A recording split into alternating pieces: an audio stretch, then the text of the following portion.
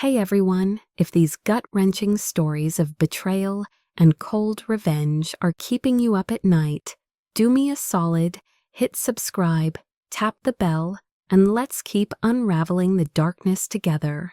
Here we go. I bumped into her gorgeous friend on a rainy Thursday in late October, right outside the Café Brasileira in Lisbon's Chiado district. The awning dripped steadily onto the mosaic pavement, and the smell of strong bica and wet wool hung in the air. Beatriz, Bea to everyone, was shaking out a red umbrella, her dark hair curling in the humidity, laughing at something on her phone. "Rui," she exclaimed, air-kissing both cheeks the way Lisboetas do, even when they barely know you. "What are you doing here? Wait, you're not on the trip with Catarina?" I stopped dead, the paper bag of freshly roasted coffee beans suddenly heavy in my hand. "Trip?" I asked, forcing a smile. "What trip?" Bea's perfect eyebrows shot up. She glanced around as if the tram bells might be listening. "Kat told me she and João were going to the Azores for a long weekend. São Miguel. Some wellness retreat thing. She said you were swamped with the bookshop renovation and couldn't get away." She bit her lip, sensing the shift in the air. She's there now, landed yesterday." João, my older brother. The rain felt colder. The golden light spilling from the cafe windows looked suddenly garish. I thanked Bea, made some excuse about a meeting, and walked away before she could see my face properly. Catarina and I had been married 7 years.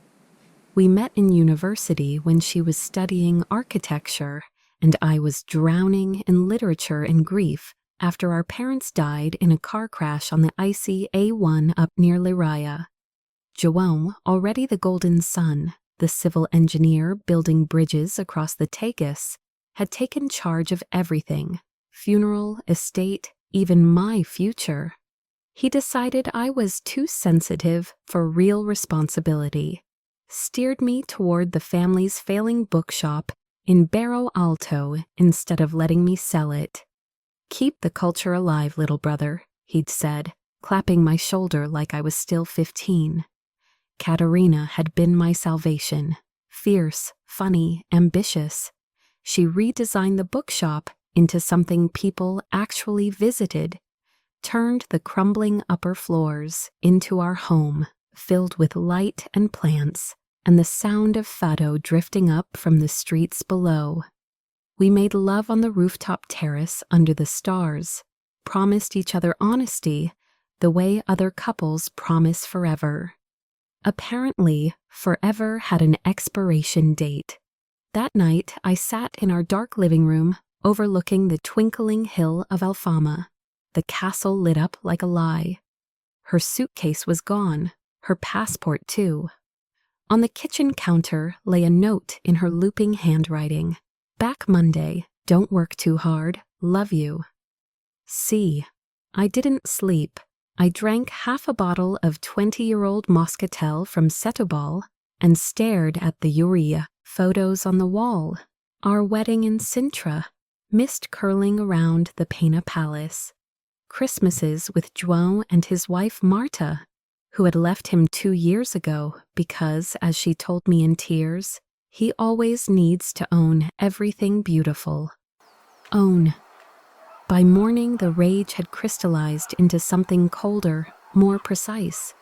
Portuguese revenge is rarely loud. It's a slow-cooked cozido, layered and simmering until every flavor of betrayal is drawn out. First, I called Marta. She answered on the second ring, voice hoarse from too many cigarettes since the divorce. "I need to know if you suspected," I said without greeting. A long pause. Then, "I didn't know for sure, but João." He looks at Catarina the way he used to look at me before he decided I wasn't enough anymore. "I'm sorry, Rui."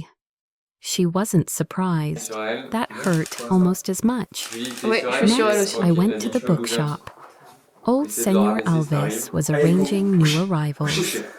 I closed early, poured us both a glass of ginginha from the bottle under the counter. I need the upstairs apartment emptied of anything valuable, I told him, quietly, and the safe combination changed. He didn't ask why. He'd watched 3 generations of my family destroy themselves with pride. Over the next 2 days, while Katerina posted Instagram stories of volcanic lakes and thermal pools, always careful to crop João out, but I recognized his hand on her waist in one fleeting second of video. I worked. I transferred the deed of the bookshop and apartment into a family trust that predated our marriage, one João had always dismissed as sentimental nonsense. I moved the rare books, the first editions of Asa de Queiroz and Sofia de Mello Brainer, into storage in Belém. I packed Katerina's clothes into neat suitcases and left them in the guest room. Then I invited the family to Sunday lunch. Not a big gathering, just João, Katerina, who would return that evening, and Aunt Lydia from Cascais, the one person João still feared. Because she controlled the last piece of our parents' estate, he hadn't managed to swallow. I cooked bacalhau à brás the way our mother used to, fluffy eggs and salty cod, and shoestring potatoes that take hours of patience. I opened the good wine, a 1994 Barta Velha that had been waiting for a celebration. There would be no celebration. They arrived together, tanned and glowing, pretending they'd flown in separately. Katerina kissed me like nothing was wrong, her lips tasting of sea salt and guilt. João clapped my back too hard. "Missed you, Maninha," he said, using the old childhood nickname that suddenly sounded obscene. We ate on the terrace as the sun bled orange over the river. Aunt Lydia watched them with eyes sharp as Ginjai's knives.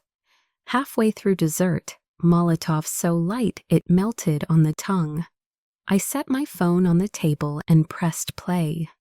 It was a recording from the bookshop's security camera, one Katerina didn't know existed, time-stamped 3 months ago, late night. She and João on the sofa we'd bought together in Porto, her head thrown back, his mouth on her throat. The sound was crystal clear. Katerina went white. João's fork clattered. "You've been careful lately," I said quietly, "but not careful enough." Aunt Lydia crossed herself, old Catholic habit. I slid 2 envelopes across the table, one for each.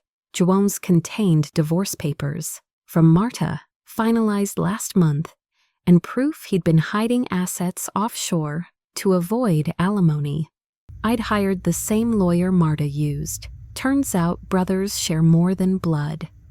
Katerina's held the new trust documents, the apartment, the bookshop, everything we'd built together, now legally untouchable by her. And photos, printed old school, of her and João in the Azores, sent anonymously to her firm's HR department that morning.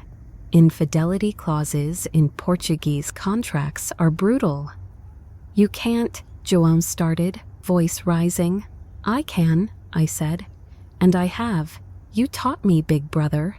You take what you want and call it protection. I'm just protecting what's mine."